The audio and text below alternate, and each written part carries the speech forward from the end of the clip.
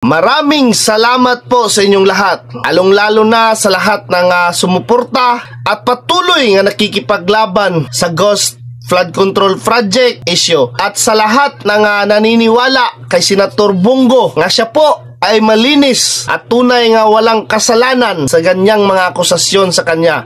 Sinisiraan man si Senator Bongo pero tuloy pa rin ang laban, di magpapatinag, at tayo po'y labanan ho natin ang korupsyon. Sabi ni Senator Bongo, mula noon hanggang ngayon, ang pinanghahawakan ko po ay delikadisa. Totoo yan mga kababayan, sabihin ko sa inyo, iniiwasan niya ho talaga yung delikadisa. Alam po natin nga ang CLTG Builders ay 1993 pa po ito. Ito po'y pagmamay-ari ng ama ni Senator Bongo na si Desiderio Go. Kaya noong umalis si Senator Bongo sa poder ng kanyang ama, 24 years old pa lang po siya para magsilbi kay former President Rodrigo Roa Duterte dito sa Davao. Mayor pa po si Mayor Duterte noon dito sa Davao City. Iwanan niya ho yung kanyang pamilya. Hindi ho siya nakikialam sa business ng kanyang pamilya. So nung nakapasok po siya kay ang Mayor Duterte, iniiwasan niya ho yung mga delikadisa. Alam po yan ni former President Rodrigo Roa Duterte, no?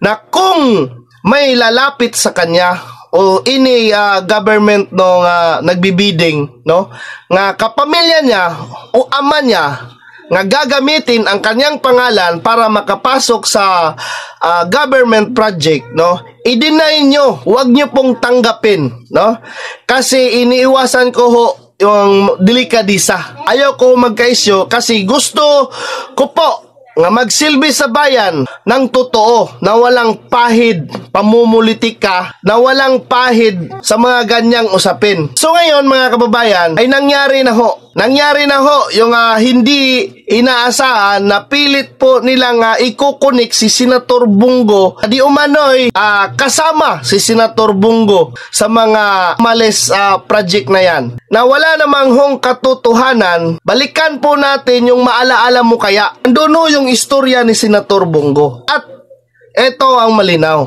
Kung tunay po nga nagkasala ang CLTG Builders, kasuhan nyo yung may-ari. Huwag niyong idamay po ang taong nagtatrabaho ng maayos. Bilang isang probinsyano na taga Mindanao, Batangginyong Bisaya, at pangalan ko lang po ang aking pinanghahawakan na at hindi ko sasayangin yon. Tiwala at buto na ibinigay po ng taong bayan. Serbisyo lang po ako. Iyan po ang kailangan ng taong bayan. Yes! Makikita po natin, kaya malaking tulong din ho itong social media and personal si Senator Bongo. Kung alam ho natin kung gaano siya kabait, kung gaano siya tumulong sa ating mga taong bayan, nangangahulugan lang po, serbisyo po ang ipinapakita ng ating mahal na senador. Sa lahat po ng mga naninira kang Senator Bongo, marami na hong kumakalat ngayon sa social media. Sa lahat ng mga paninira, alam po natin nga lahat po yan, bayad po yan silang lahat, no, para siraan ng isang tao. Makikita ho natin si Senator Bongo, hindi po yan marunong makipag-away, kahit nga ay binabastos na siya ni Ralph Recto, no? Wala, okay lang. Mismo si Senator Bato de la Rosa pa ang nagtanggol sa kanya. Kasi ho, alam ho natin, ikaw, sa lahat po ng nakakarinig at nakakikita ng video na ito, alam po natin sa sarili natin nga kung ikaw po ay bumuto kay Senator Bongo, hindi ho nasayang ang iyong boto, no? Dahil bisyo ang magserbisyo Senator Bongo. Kasi nagtataka ako ngayon, no? Ang layo ho ng usapin, no? Ghost Flood Control Project, no? Ang layo, umatras sila mga kabanat para targetin si Senator Bongo. Alam naman natin yan, pamumulitika ho yan.